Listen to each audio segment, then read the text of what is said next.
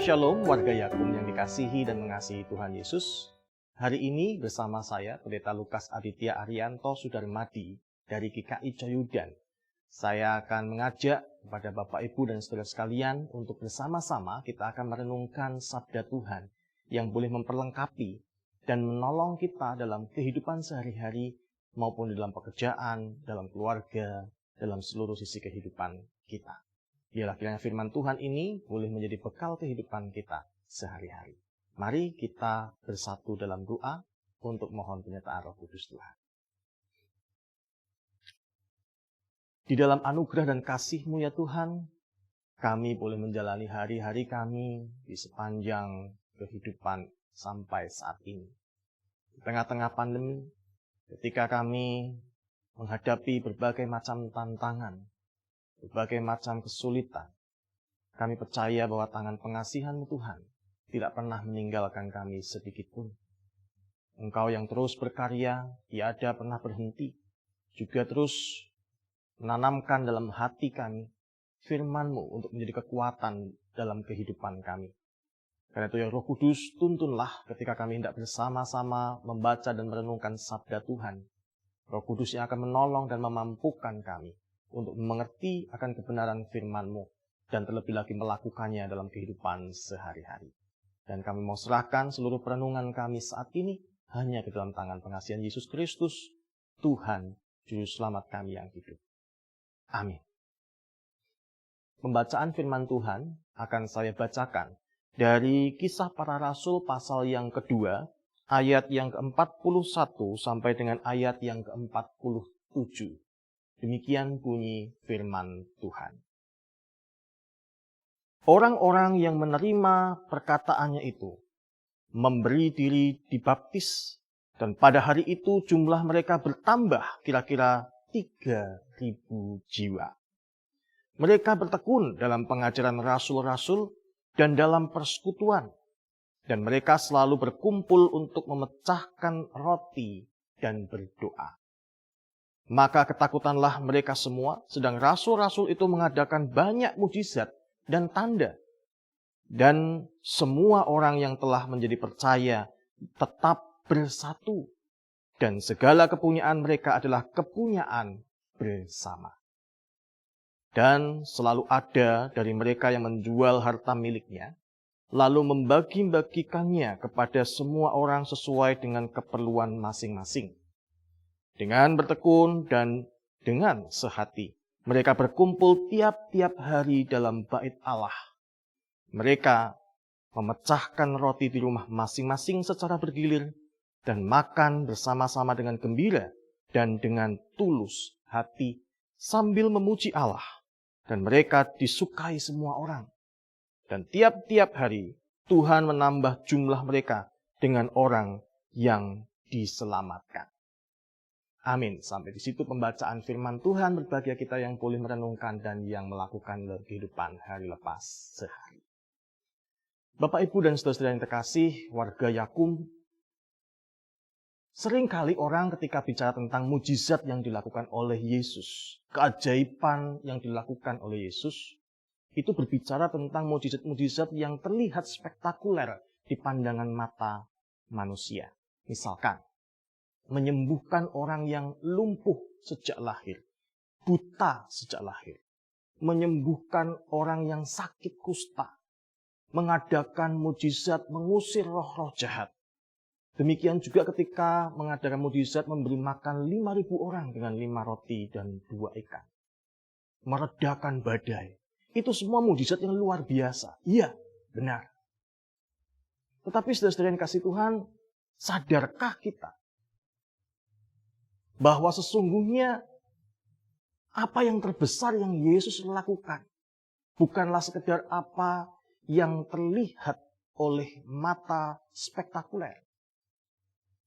Tetapi sebaliknya warga Yakum, bahwa hal-hal yang sederhana yang Yesus lakukan, yang terlihat biasa, sesungguhnya adalah yang spektakuler dalam kehidupan kita umat manusia. Apa itu? Yaitu belas kasih Kristus. Solidaritas Kristus Yesus adalah karya yang luar biasa. Ia yang adalah Tuhan, tetapi ia rela menjadi sama dengan manusia. Ia menjadi bayi yang lemah, yang tidak berdaya, yang membutuhkan belas kasih dari orang tuanya, yang membutuhkan cinta kasih dari orang tuanya. Ia yang adalah Tuhan, rela menjadi sama dengan kita, ikut merasakan penderitaan, kesusahan, duka cita yang kita alami. Bahkan puncaknya, Kristus bersolidaritas dengan manusia ketika ia pun ikut merasakan kematian sebagai seorang manusia.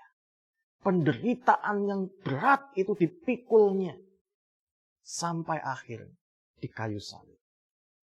Inilah solidaritas Kristus dalam belas kasih-Nya yang sesungguhnya melampaui mujizat-mujizat yang ditunjukkan di depan mata banyak orang.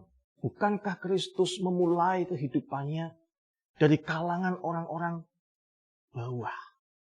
Bukan dari bagian orang-orang yang punya jabatan, raja, pemimpin, tetapi justru orang-orang sederhana.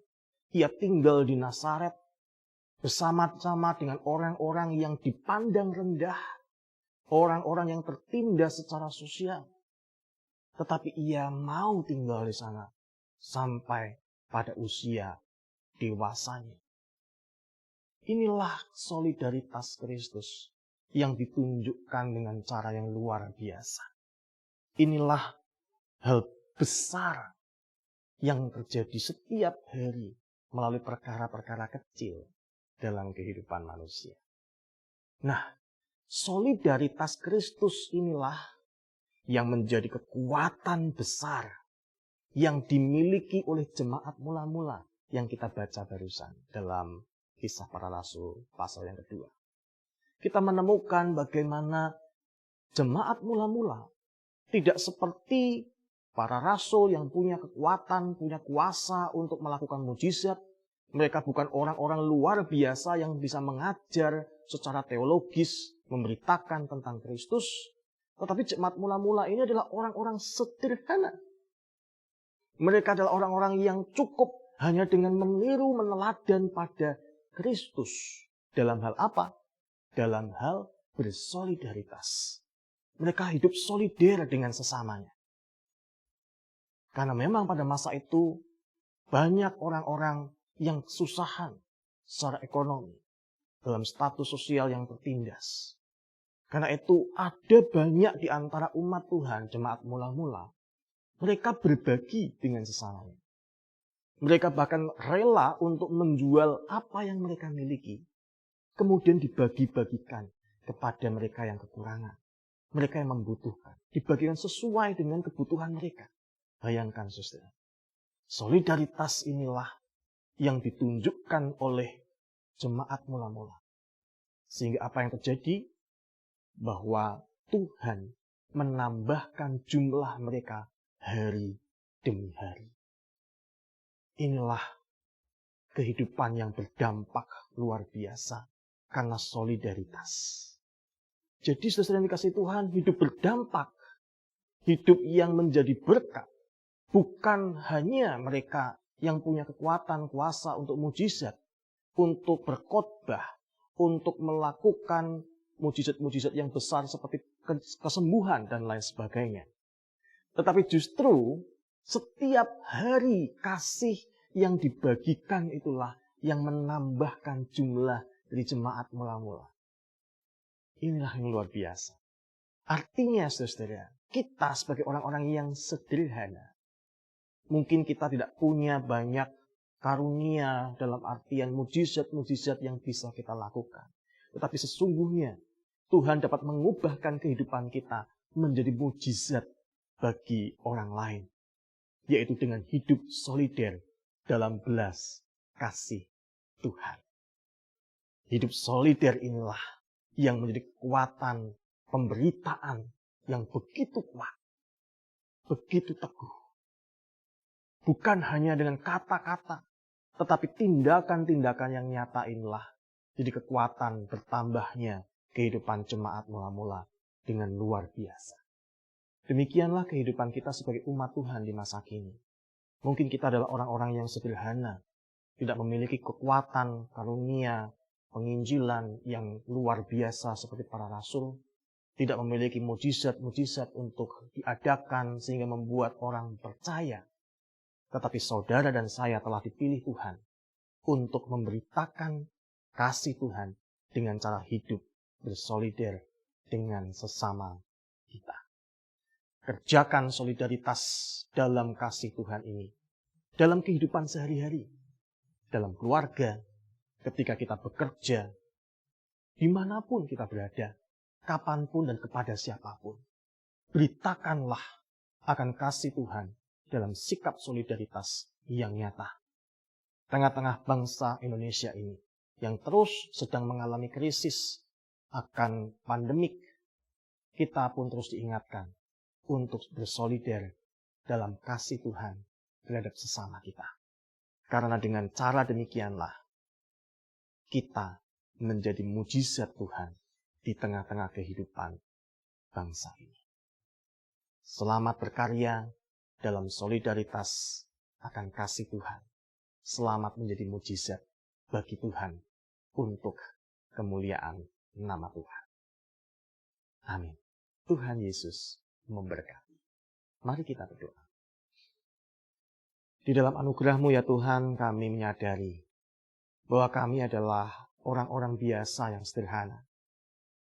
Tetapi bukan berarti bahwa Tuhan tidak dapat menggunakan kehidupan kami untuk memberitakan akan kasih Tuhan. Karena kami adalah orang-orang yang tertebus oleh Kristus, biarlah hati kami terus diperbarui, dimampukan untuk dapat menyatakan kasih Tuhan dengan hidup solider dengan sesama kami. Karena itu ajarlah kami ya Tuhan memiliki hati Kristus yang dapat bersolider dalam belas kasih kepada sesama kami. Terlebih lagi bagi kami yang terlibat di dalam pelayanan, warga Yakum maupun dalam gereja atau dimanapun berada. Kiranya tangan pengasihan Tuhan yang menolong kami, supaya hati dalam belas kasih Tuhan inilah yang menjadi dasar bagi kami untuk melakukan segala sesuatu. Biar demi kemuliaan nama Tuhan, semua boleh kami lakukan dalam kehidupan kami sehari-hari. Terima kasih Tuhan Yesus, ke dalam tangan pengasihan-Mu kami serahkan seluruh kehidupan kami. Amin.